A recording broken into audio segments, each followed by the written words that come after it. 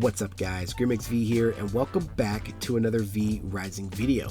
Now in today's video we have a special build. I actually came up with this build after reviewing one of your comments, and I'll see if I can't give the person who said that a shout out on the screen here, but they were looking for a caster build that involved the Reaper. And I think this one, it definitely reaches the mark. So this is going to be a PvE bossing build. Now this is PvP viable, but there are some alterations that I'll cover in the video. But to give you a rundown of how we're going to cover things, I'm going to tell you exactly what you need to run the build, how it works, and then I'm going to give you a demonstration as kind of just the bare bones of the build. No buffs, no blood, no anything. And we're going to do that killing Matka just so that you guys can see how this build performs. So that said, to get into the spells here, I'm going to show you the spell jewels that I like best for PvE. I'm going to put that on the screen now.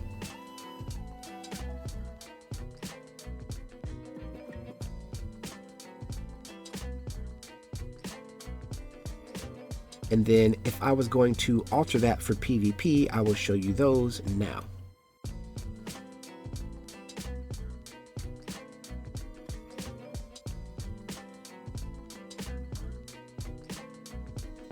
Now the difference there between PvE and PvP is just that obviously we have more lockdown.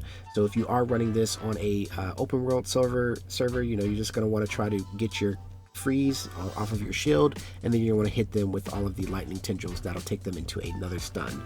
And you can follow that up with a weapon ability or whatever you want after that. So that is that. Now for the passives here, I'm actually going to talk about this because we've got some interesting things going on here. For the passives, our core is going to be Enhanced Conductivity, Renewing Flames, and Cold Soul.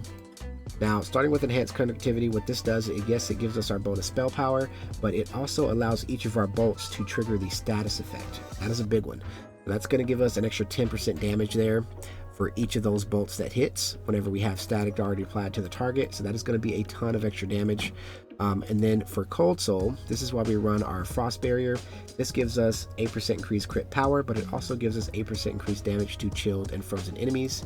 And then the reason we have our dash is Renewing Flames. This gives us another 8% increased damage to enemies affected by Ignite, and it heals you for up to 25% of your spell power while those ignites tick.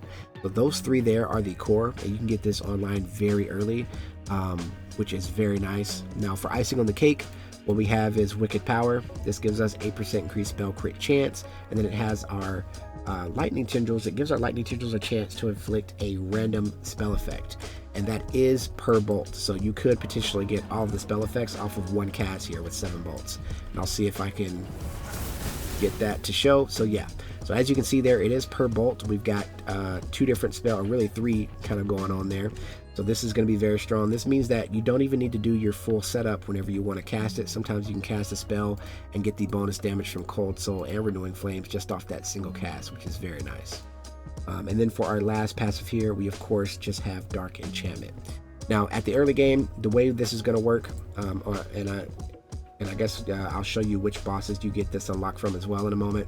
But the way we do this is you're going to go in, either block something or apply your Frost Barrier manually with the recast. You'll dash, and then you will recast.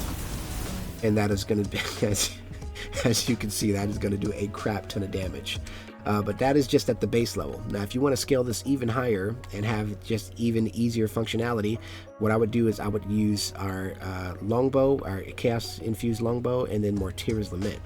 Now, to explain the longbow, as you can see here, we are using this with all physical modifiers. We have weapon power, bonus physical power, and then crit chance.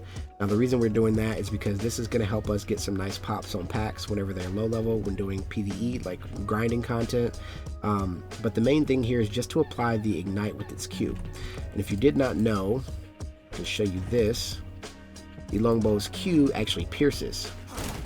So whenever we're fighting a huge pack of mobs, we can just throw that out, and it's going to actually apply that ignite charge to all of the mobs at once.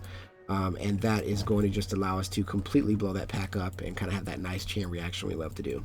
Now Mortira's Lament is going to give you the highest possible damage, and this is what we're actually going to be having in our main hand for the majority of the time. On this, we're running spell cooldown rate, spell crit power, and then bonus spell power. But the big thing here is that the E from this is going to inflict condemn, and then it also summons you some skeleton warriors that's going to help you with damage mitigation. So the full combo at a fully maxed out build is going to be, again, you're going to block something or recast, and then you're going to throw out your Q, your E, and then just unleash freaking havoc, right? Just completely blow things up there. And that is the core of the build. That's the core concept there. The only reason we are using our ult, if I go to our blood here and show you what we're doing there, we're doing Draculin with Scholar. And as you can see on the Scholar for the secondary, we're doing the tier 3 to give us that ult, the spell cooldown reset whenever we cast our ultimate. So Arachnid, the reason why I'm using this one is because this is one of the ult that has the least amount of lockdown time. So when you cast this, you just kind of are able to get back into the fight immediately. So sometimes when bossing, you know, you'll cast that out. God, that's a lot of damage. And then you can cast your ult and get that cast right back. And then, oh, look at that. We even got a free recast on top of that. So it just allows you to completely pour on the damage. And as I should mention, all of these spiders hit a crap ton as well. So that's why I believe this is the best pairing for it.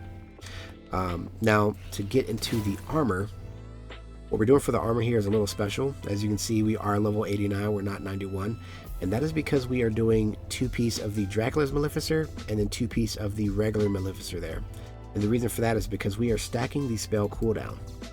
And I'll cover the other stats in a moment, but if I go down here, you'll see we've got 32% spell cooldown rate. If I take off one of these, that's actually going to bring us to 26%. And I do think that this may be a bit of a bug because, as you saw, oh, wait a minute, never mind. Math is hard. Never mind. That's not a bug. But yeah, but we go from 26 to 32. So that does work with the stacking there, which is very nice.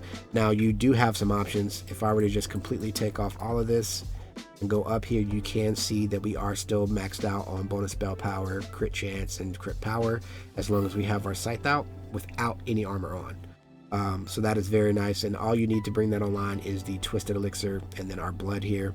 And then of course our weapon with these rolls. So that gives you some versatility. You can do things like the Dracula armor or the shadow set to give you some extra movement speed. You can do 2-piece of both of the shadows to get even more just base movement speed. You can do the Grim set for some like damage reduction. The only armor I probably wouldn't consider running would be the Dread, just because that is all about weapon power and weapon CDR, and we don't really need that in this build. We don't actually even run a coding in this build, believe it or not. It's not necessary. So that said, what do you need to bring this build online? So for the bosses, you need to unlock this. You get the ultimate all the way in Act 1 from killing Nicholas. This guy's going to give you your tier 3 unholy point to get the spiders. Now after that, your next boss is going to be, I think it's General Elena.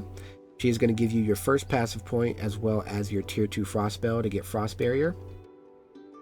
You'll kill Jade to get your Veil of Chaos dash. And then for the Lightning Tendrils itself, you will take out Ziva or Domina for that tier 2 storm spell. Now, I did skip over General Cassius here. You are going to want him to get your second passive, and then you'll get your third passive all the way up here from Cyril. So those are the bosses that you need to get all 3 passive points and then all 3 of the base spells to bring this online. Now, what I would do at the early game when grinding, again, you should be probably around the 70 mark. So I'm going to demonstrate that on Matka for you here really quick. But the necklace I would run this with in the early game is Warlock of the Pendant. And really that's just for the crit chance. We don't really care about the on-hit effects with the primary because we're never really casting any melee auto attacks or anything like that in this build. The only time we're doing that is when we need to apply our chaos in the early game. And that's like, you know, every once in a blue moon. It's honestly not even necessary. So I am going to put on just the Dark Silver daggers for this demonstration. I like this for our Dark Silver weapon when we're trying to do this boss at 70, just because it is very nice to kind of throw down a lot of damage. Alright, sorry about that huge time skip, guys. My daughter woke up, so I had to kind of get her situated. But as I was saying, I'm going to be doing a quick boss showcase at Matka. Now we are about 6 levels lower. To show you what I've got here, I've got just my Dark Silver daggers, some Darnthorn gear, and then a necklace. I have no jewels in my gear. I'm also not running anything but the base 3 passes. So this is a realistic way of how you could do this, or the level you could do this at. Now I've taken off the Twisted Elixir and actually put on Blasphemous here, and that's just so that I don't have that extra crit. I'm not going to be using my ultimate if I can help it, so that shouldn't affect the fight at all. And I'll kind of explain how you do this as we go. The reason why I've chosen Matka is because in order to scale this damage, this build's damage to the in-game, you're going to want to get the Scholar Blood. And I do still like my blood farm for that. If you haven't seen that blood farm video, definitely go check it out. It does still work. I saw some people wondering if this got hot fixed. It did not. It is just very RNG based. So sometimes you'll get it, sometimes you won't. Alright. But I cover everything about that in the video. So all we're doing here, we're just blocking some stuff. We're trying to make sure we stay mobile. And then we're casting our spells in between. Now this ability right here, so if you count that, she'll do about 4 twirls and then do the slam down, and that's how you dodge that. You can just do an iframe, or you can just, you know, dodge with your veil attack and be fine there. Alright.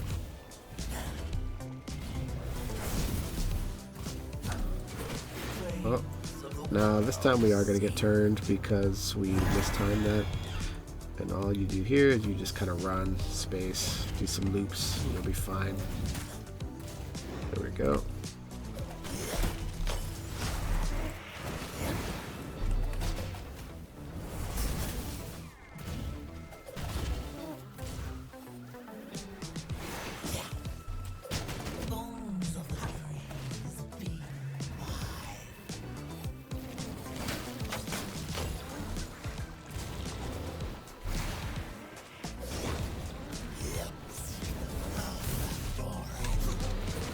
Oh, we got caught in one there.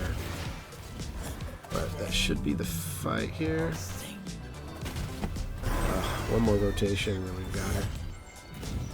But as you can see, it's pretty easy fight. I mean, I'm not even like min-maxing anything. I'm just kind of doing this casually. And then there she is. She's down. Alright, so that's that. I'm going to show you one more thing really quick. We're going to go try to take out Adam, and then that'll probably be it for the video. I will cut to where we are at Adam. Alright guys, so we have our iron pistols, we have our slashers. Now again, we're just using this purely for the iframe so we can dodge, because this boss is annoying without those, at least for me. I'm sure there's some no-hit gods out there that can pull it off, but we're going to jump down here and just take a look at the damage. So we're going to try to get our setup going here, and give him one of those, one of these, and then we are going to do that. And we didn't get the full cast there, but we got some damage down. A little bit of happy feet, block that, take this and give me that. Now this should be the full. Look at that, dude. Oh my god, that was like 600 damage actually. Right, so he is doing that. We're gonna get rid of some of these here. Just give ourselves a little pocket to fight in at least. Right.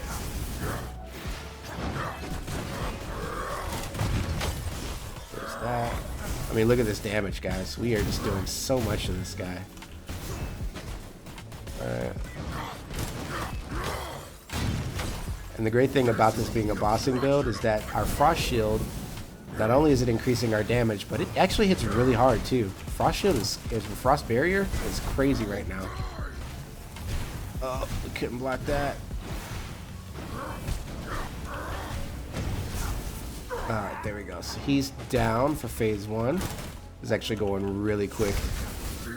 Now phase 2 is the one where I usually have some difficulties and end up needing to dodge some stuff, but so far we haven't needed to. Alright, just gonna kind of stay back in this pocket here.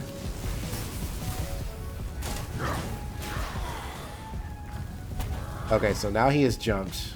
Now I'm gonna try to save my dash for when he comes down, but this is usually, oh, okay, so all right, saved our dash, that's great. Now we're gonna go ahead and do our ultimate here so we can recast this, and that's the fight, dude. Oh my god, we did not even have to use an iframe. We didn't even have to do it. What is that, dude? Oh my god, this build is insane for bossing. Oh wow, dude. Okay, well, that is the build, guys. I am gonna call it there. If you guys enjoyed this one, make sure you like and subscribe. I know you guys have been wanting to see a pistol build. That is next, I promise. I'm gonna do pistols, and then the other one I've seen popping up is daggers. So definitely stay tuned, guys. As always, thank you so much for watching. This is GrimXV signing off.